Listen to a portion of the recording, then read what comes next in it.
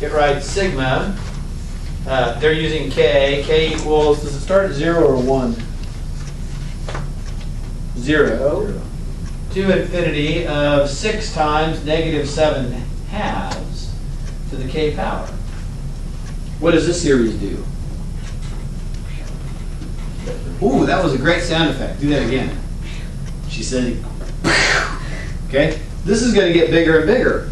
This is going to diverge, for sure. Now, it diverges for 2 reasons. What are the 2 reasons it diverges? Okay, first of all, 7 halves is over 1.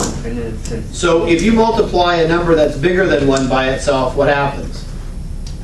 It gets bigger and bigger. This is going to infinity because 7 halves, the common ratio, let's use math terms, the common ratio is negative 7 halves. Because the absolute value of 7 halves,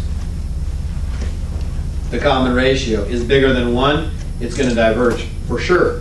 Because remember what we said if we want to have convergence for a geometric series, the common ratio has to be less, the absolute value of the common ratio has to be less than 1.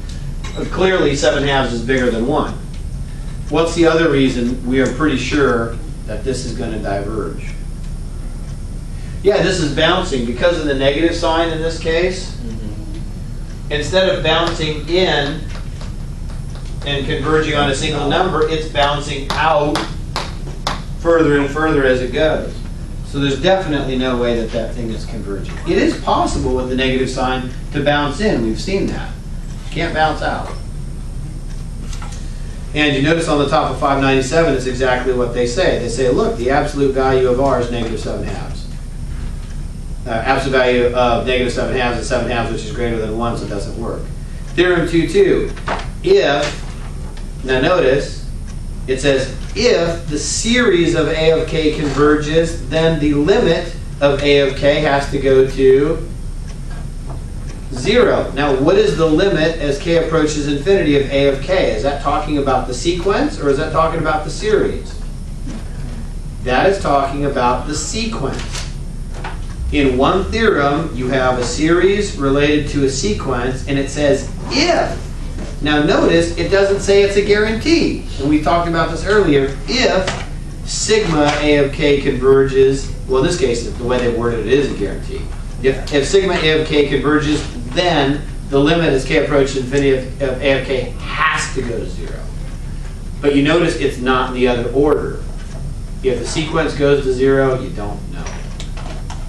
Is it a good stopping place? Or? I just did it. Oh, you just did it, okay. Test for k convergence. It's on the bottom of page 597. Bottom of 597 basically says if the limit as k approaches infinity of the sequence does not go to 0, then you have divergence automatically. So how easy is that as a test? It's the easiest thing imaginable.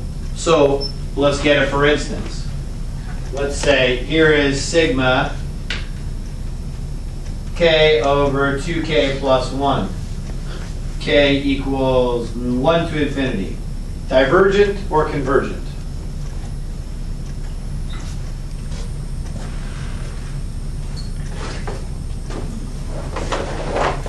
Okay, Baba thinks it's divergent. What do you think, M? M is still processing. How about you, Helen? You've been quiet. You don't know? Okay. What is A of n? Or in this case, A of k. What is A of k?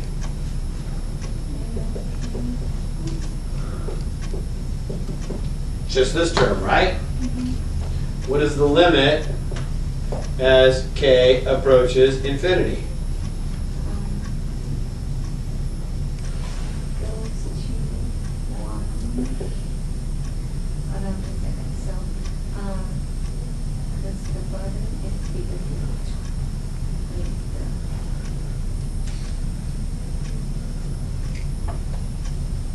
Same power.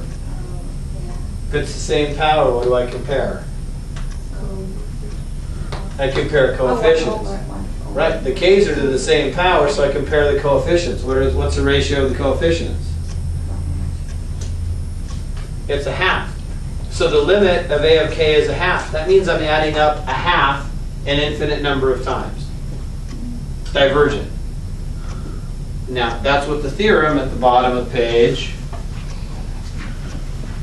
597 says. It says if the limit of a of k doesn't equal 0, you're definitely divergent. You follow? Yeah. Yes? Yes. So let's look at another one.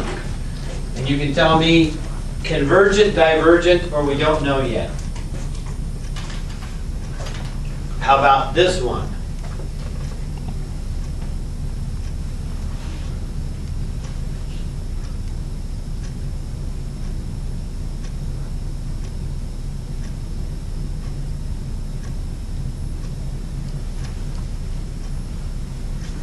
Convergent, divergent, don't know yet. 2 said convergent.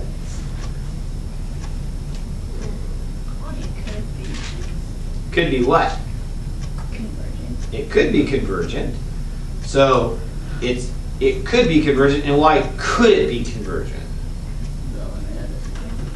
Okay, the limit of the sequence is 0, so it could be convergent.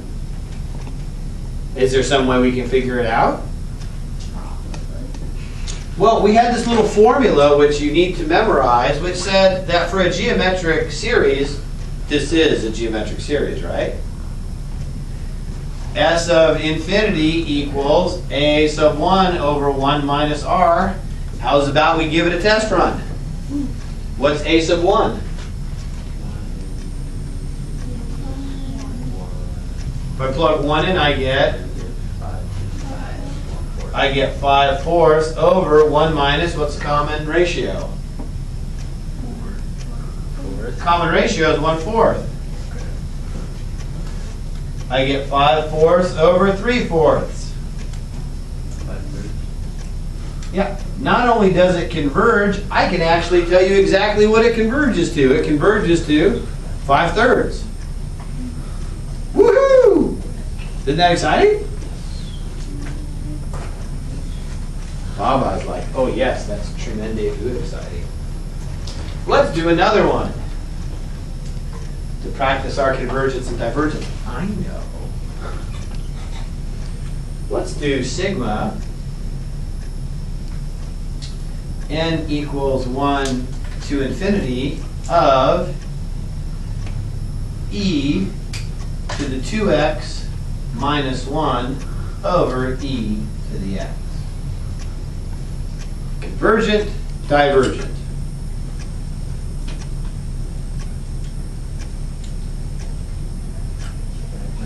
Divergent. Okay, Baba thinks it looks divergent. V, what about you? Okay, what's the only test we have right now for testing if stuff is divergent? Okay, so if you're going to say it's divergent, the only test we have so far is you got to take the limit of the sequence. So what is the limit as, that says x and x, what's our index? N. All got to be the same. Let's try that. So the limit as n approaches infinity of e to the 2n minus 1 over e to the n. What's the limit?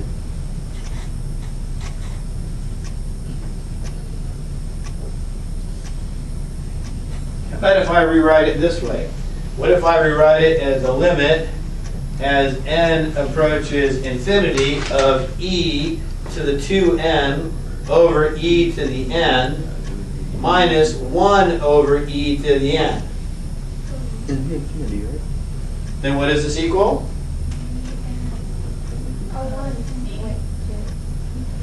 This is e to the n minus 1 over e to the n. What happens with this term as n goes to infinity? 0. That goes to 0. What happens to that term as n goes to infinity? I get infinity. So the limit of my sequence is infinity. Will this diverge or converge? This is going to diverge quite rapidly. This one is going to go like this. Oh, but we're not done yet, Baba. Because now we're going to flip this puppy over. What about sigma? We'll use k this time. K equals 1 to infinity. What if we have, dun, dun, dun, dun, dun. Let's do e to the, oh, let's not use e's, let's use pi's. Let's use pi to the k power over pi to the k plus 1 power. Diverge or converge?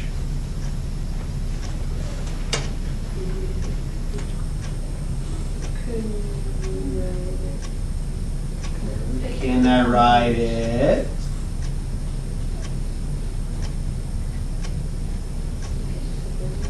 Okay, and how would I separate it? Yes, you're absolutely right. Tell me how to separate it. Pi k times pi? Yes! Okay. This is the same thing as pi to the k over pi to the k times pi. Converge or diverge?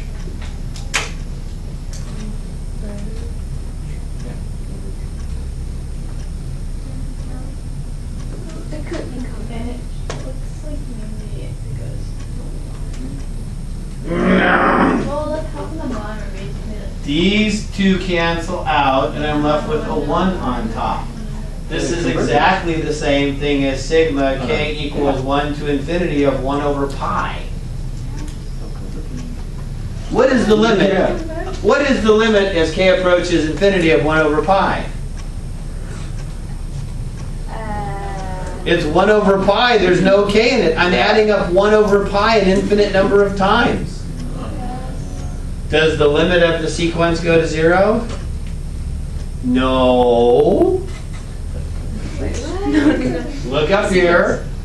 The limit as k approaches infinity of 1 over pi equals 1 over pi. There's not even a k in here to plug the infinity into. So if I have 1 over pi, that's 1 divided by 3.14, right? Let's make it easy. Let's just call it 1/3. What happens if I add up 1/3 an infinite number of times? Yeah. You get infinity. okay. This limit has to go to 0 if there's any possibility of convergence. It doesn't. Yeah. That's why if the limit of the a of k term as k approaches infinity does not go to 0, you are divergent. Yes? Oh, we're not done. We're not done until oh, we're done back there.